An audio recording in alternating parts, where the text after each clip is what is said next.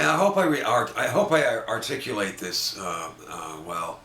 So I don't know if my mother's alive or dead. Kim and I had gone out to see my mother 8 years ago, and we stayed at her place for a couple of days. My evil sister, Jan Schillen, she, while we were there, sent one of her co-workers, because she works with the elderly there. So she sent one of her co-workers and a psychiatrist while we were at my mother's, and we listened. We sat there while they were saying that my mother's mentally ill. My mother was about 84, 85 at the time, and they're saying that she's delusional, she's mentally ill. No, my mother might be a narcissist, or might have been a narcissist. She might have, Alzheimer's. Like she might have some, what's it called, dementia. But no, she's not mentally ill, and she certainly doesn't suffer from like what I'd call like paranoia or delusions like that. Anyway, my mother couldn't buy a cup of coffee, so we went through some lawyers that knew her. Actually, one lawyer in particular. I can't remember her name, but we got paperwork done and we signed it. My mother signed it, and it was to have the power of attorney, which was in my sister's name, put back in my mother's name so she could at least access a bit of her money. And she was living in a very nice place, really fancy, in Oak Bay in Victoria. It's a very nice neighborhood. And this place where she lived, they had what was it, Kim? Like a Swiss chef or something. Swiss chef. Or a Swiss doorman. I don't know. Whatever it was, but it's probably one of the nicest. Yeah, it was beautiful. Yeah, in all of Canada, it's probably one of the best, right? Senior residences. Anyway, we got her power of attorney back. We weren't trying to take her money. We weren't trying to do anything. My mother had told me I'm in the will, but she gave the majority of the money to my sister. I said, that's fine. No, here's the other thing. We went to the bank when we realized your sister was extracting money regularly. Right. And then the bank person freaked out. Right. Pat.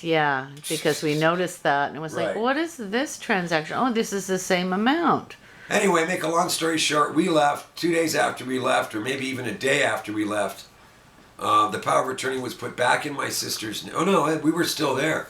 My sister somehow, through her connections with, what was it called? Senior Outreach. Through her connections, she was able to stop what we did with the lawyer and having my mother back with her, with her money basically. Well, my sister was able to undo that within a day and have the power of attorney back. One more thing we need to add, we actually took your mom to the doctor, her doctor, right, who wanted to test her for dementia. He went, she's fine. There's nothing wrong with her. He did not think she was suffering from test. Any kind of mental he illness. showed us the results, and he said, he was the one who pointed out that your sister, I believe, was trying to put a wrench in her. Right, and that a nurse, she doesn't, it doesn't mean anything in a court. If a nurse says something, and that's all they had was a nurse claiming that whatever, like she was mentally ill. A friend of your sister's who a friend of my sister. Yeah, the doctor told us only a doctor can do that. Yeah. You know? So anyway, we left. Power of attorney's back in my sister's name. Also, within a couple of days, I phoned to talk to my mother. I trying to apologize, whatever, that that this didn't work out, even though we tried. And my mother's locked up in the in a hospital in the mental illness section of the hospital. She's in a mental hospital, and they're saying she's 84, 85. Like, well, she wasn't delusional. She was sharp as a tack. Right, and my mother did a lot of things to me since my targeting began. And it was very hurtful. I mean, she told me at one point to kill myself and get it over with. So it's not like I didn't have issues with my mother. But I know she's not got long to live. I wanted to put some of this in the past and try to make amends for whatever. I mean, whatever. Anyway, so I have been contacting, or just recently I contacted my mother's lawyer. And this lawyer also represents my sister. And this is yesterday I called them and said, I just want to know if my mother's alive or dead. And I don't know if I think I brought up that I've never seen, no one's ever contacted me about a will or anything like that, right? So the woman was really nice. Girl was really nice on the phone. She said she'll look around, find out if my mom's dead and if there's a will, and she'll ask around in the office. Well, as par usual, when it comes to my sister and all this stuff, I get a email today that says, "Good morning, Stephen.